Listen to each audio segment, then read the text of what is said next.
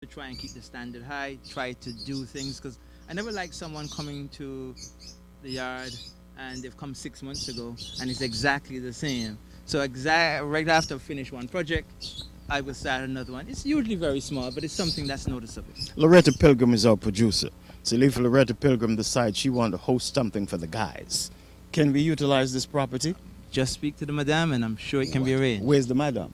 She is 'Cause I not haven't seen feeling. her all She's month. not been feeling too well this Because morning. cameras are here? But she's in. Because she's in. cameras are here? Possibly, possibly. Madam gets sick Yeah, with cameras possibly, around. possibly. Okay, now, what do you tell the average citizen in Antigua and Barbuda as we try to promote backyard gardening and supporting yourself? As far as we know the economic situation, how can one save money by getting involved in backyard gardening?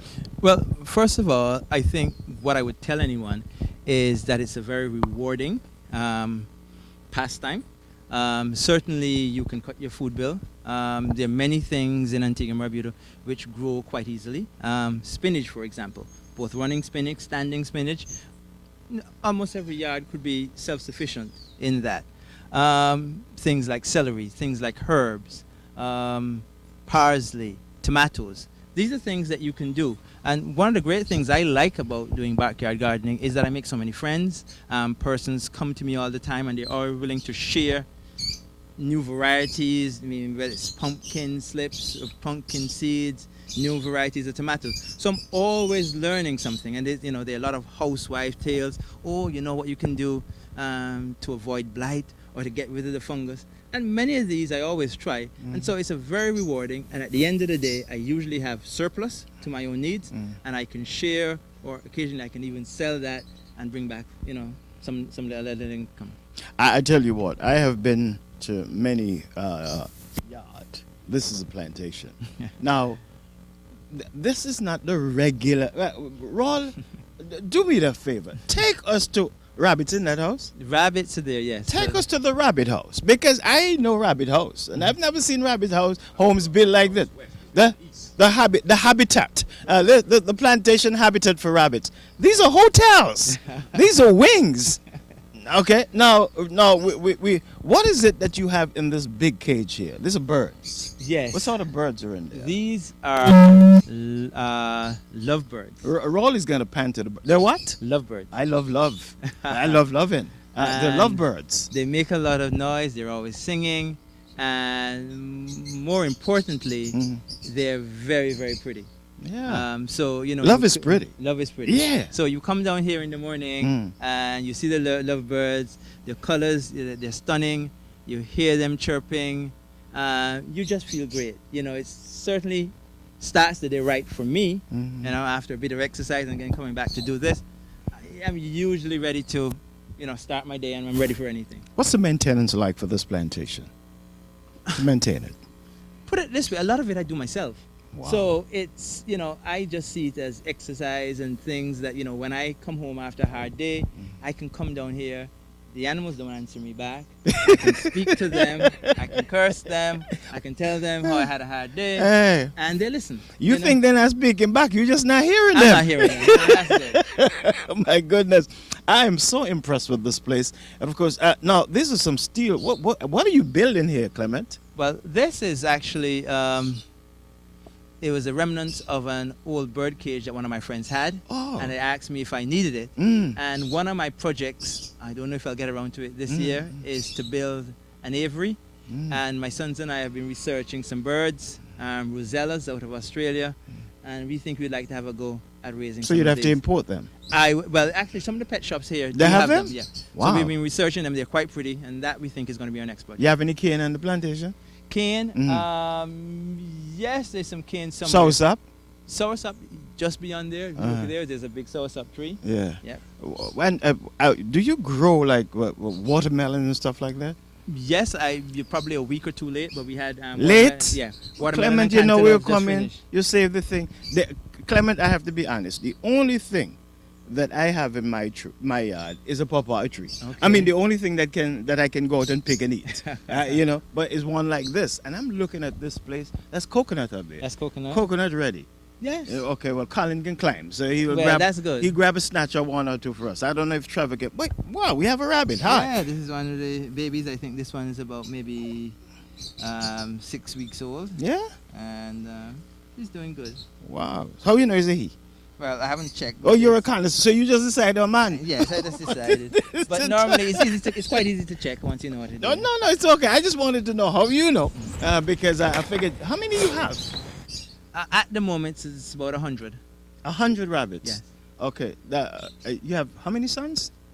2. 2 sons. Any 2 sons. daughter? 1 daughter. I got my eldest son and my eldest daughter away at university at the moment. So he's one son. So You're it's doing one all son. the work. Well, But no. Clement, you're not easy. I think I'm doing the work and he's supervising. He's supervising? Yeah, Okay, that's good. how it is. Clement, we're going to be here for a while, of No course, problem. so we may get a chance to speak to you if you don't have to run off to the telecommunications office.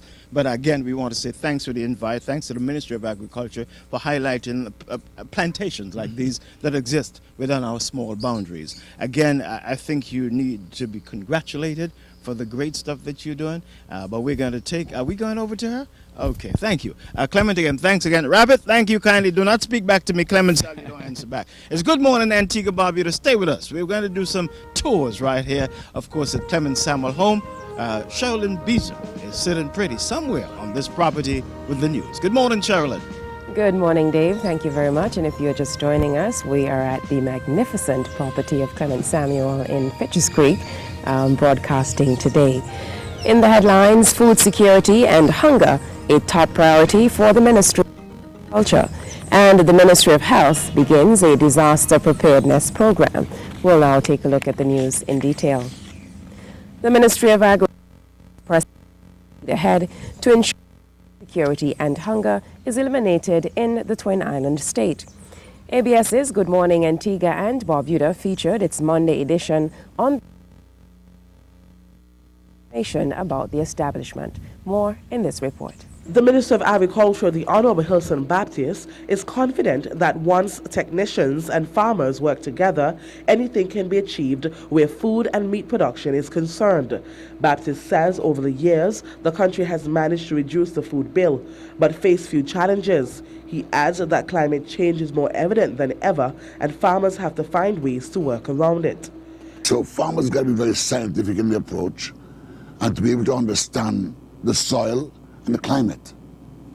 So all of this is something we have to do in here, and that's why the extension officers and all the technicians in the ministry have got to come on board now. Let's sit down and put our heads together to see how best we can assist the farmers to adapt to those climate program adoption strategy.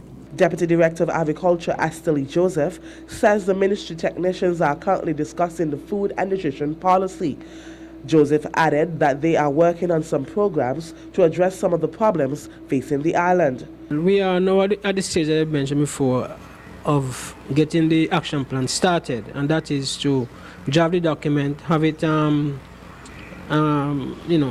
being checked with by the stakeholders, and so that is now we're in the process of doing that. But I must say, the action plan, as I say, is very important. But at the moment, we have started actually doing some of the actions, even though the action plan is not in place, because there's an initiative between the government of Antigua and Barbuda, FAO, and AICA in terms of the Zero Hunger Initiative. And so action is being taken in terms of food security. And as time goes by, you will hear more about that. And so in terms of the backyard gardening and so on, those are the things, those are the programs we'll be working on in terms of addressing some of the food security needs we have. He says more focus will be placed on youth in being more self-sufficient for this school's meals program. Larissa France is reporting for ABS News. Meanwhile, the Director of Agriculture believes that if the country is to become more self-sufficient, food production plans need to be put in place to further assist farmers. Agriculture Director Jedediah Maxim says farmers have proven that they can meet the demands in supplying vegetables for the entire island. Maxim says over the years, farmers have produced large quantities which sometimes go to waste. Going forward, one of the most meaningful ways in which we can assist the farmers in Antigua and Barbuda is one, looking at, putting in place the necessary storage facility to ensure that when our farmers produce the food, that we can have the capacity to store it and then we can distribute it over time, which would ensure a more steady supply and ultimately food security. I would like to say that there is a level of frustration among the farming community because of that very same issue. But during the course of this week, as you begin to speak to other players in the Ministry of Agriculture, what you would realize is that at the divisional level and even at the level of the statutory boards, you would recognize that there are programs and plans which they will give you in detail as to how we are hoping to go forward in terms of addressing the issue of production/storage to ensure a more steady supply of food. He says they also face other challenges that the ministry will seek to address in 2013 and beyond. The impact of invasive species. These are diseases in the form of pests or other plant diseases which can affect our production significantly. In recent times, you probably have heard of the lethal yellowing, which is affecting palms in Antigua Barbuda very negatively, and it threatens the coconut industry, which is significant because, as you can see, a lot of persons make a livelihood from selling jelly nuts. Both persons who own the trees, they sell them to the guys who vend them, and it creates a meaningful economic activity within the agricultural sector. It's informal, yes, but significant. And so one of the main focus of the plant protection unit in 2013 is to really address reducing the impact of the lethal yellow. Director of Agriculture, Jedediah Maxim. The Ministry of Agriculture pays tribute, that should be the Minister of Agriculture pays tribute to former Minister of Agriculture, the late Veerbird Jr., who passed away last week. The Honorable Hilson Baptiste says Veerbird Jr. has contributed a lot to the development of agriculture and must be remembered for the good that he has done. I want to extend condolences on behalf of the Ministry of Agriculture to his immediate family, his friends, and well-wishers. We in the ministry, if you see downstairs, I have a collage of all of the ministers of agriculture in the past. It's late Sir Robert Hall, right down to Senator Jordan Messiah. We have all the ministers down there who have played a role in the development of agriculture in some way, some form. And so Veerbird is there also, for one who have made some contribution towards the development of agriculture over the years. He left his mark here. And so we are recipient of some of the good work that all these ministers have done. And so I just want to extend condolences to his family for his passing, and that we must focus sometimes on the good things people do and remember them for the good things they have done, and don't focus on the bad things, because we're human beings and we're going to make mistakes. I too make mistakes, we all do. But it's when you can look at your mistake and pick up the pieces and run with it and do good for so many people. So I want to, again, extend condolences to his family. The Cabinet, at its weekly session on Wednesday, 3rd April, decided that the former Member of Parliament would be accorded an official funeral. Cabinet has appointed Acting Minister of Education, Youth, Sports and Gender Affairs, the Honourable Winston Williams, as chair of the official funeral planning committee. The committee, along with the Bird family, will meet shortly to commence planning of the official funeral. Veerbird Jr. passed away on March 31 at the age of 76 following a brief illness. The Ministry of Health has embarked upon a disaster preparedness and awareness program within the ministry, which looks to sensitize different departments on procedures and best practices in the occurrence of a disaster. On Monday, a representative of each department began training via classroom sessions with NODS Director Fillmore Mullin and Deputy Director Sherrod James of the Disaster Services Division. Each department within the Ministry of Health is expected to have a disaster team that is capable of carrying out the functions in case a disaster arises. Procedures and best practices in case of disasters, such as fires, to hurricanes and earthquakes, are being learnt by employees of the Fines Institute, EMS, Clearview Psychiatric Hospital, the AIDS Secretariat, and the Grace Farm Dental Clinic. Liaison Officer in the Ministry of Health responsible for disaster, Devon Joseph, says in the event of a natural disaster, the participants will know what to do and how to coordinate others to follow accordingly. Joseph adds that the classroom sessions will be followed by a practical component to come sometime next month. The high-octane engines of motorcycles were heard throughout the island yesterday as bikers from across the USA rode off Royal Caribbean's Enchantment of the Seas and paraded through St. John's for a sightseeing motorcade. Azara Lavier has the details. President of the Entertainment and Travel Alternatives ETA, Steve Wallish, says the company organizes these types of special events on cruise ships. Wallish made mention of the partnerships which made the cruise visit a success. We give these people the opportunity to come here with us, see exactly what's here in Antigua, and then they come back. We had a group that actually checked into Sandals. They were with us 4 years ago. They came back here twice, not with me. They came back for the island, and they came back to stay 10 days. So this is why we work so hard, and of course with people like Mr. Dundas, to be able to get us here and to show people exactly what we do. And the idea is to give them a chance to really see the island, the people of the island, and to experience everything the island has to offer.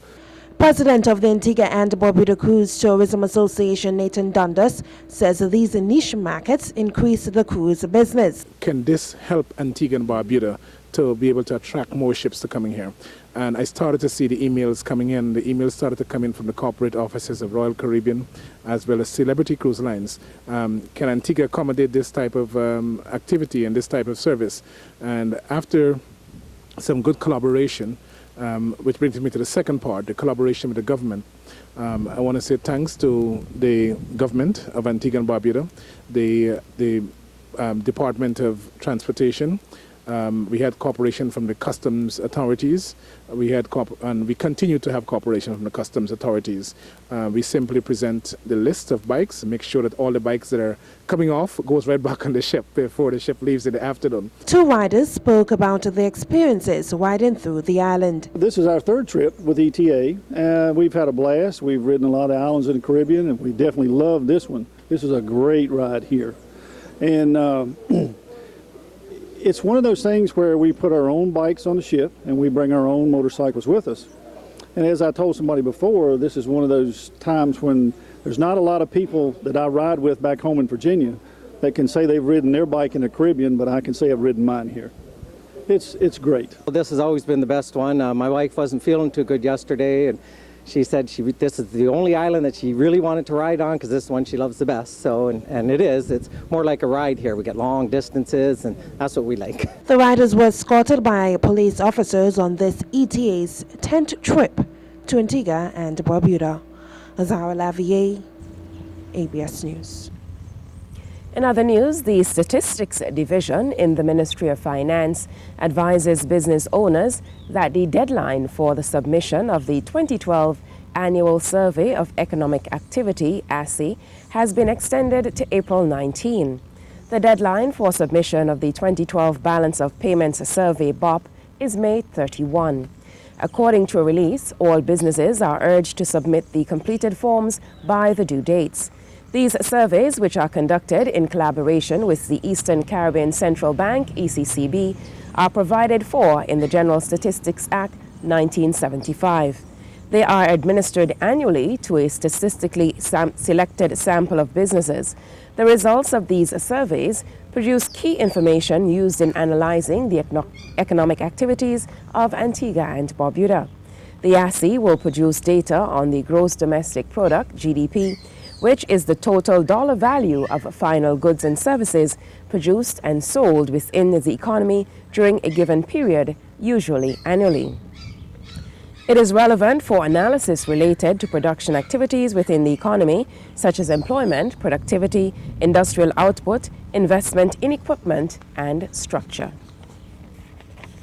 Antigua and Barbuda will recognize Drink Water All Day on Friday, April 12. The Medical Benefits Scheme, MBS, is reminding the general public about the beneficial qualities of water as the Medical Benefits Scheme produces on focuses on the consumption of one of Earth's most precious liquids. In this report, Elissa Graham focuses on the importance of drinking water. Drinking adequate water prevents dehydration and helps nutrients to get to the cells in the body more quickly.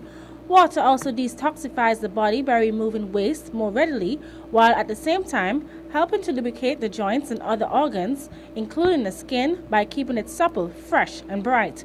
Water also helps in the breathing process as it moisturizes the air in the lungs and supplies more oxygen to the body. According to MBS nutritionist Dorothy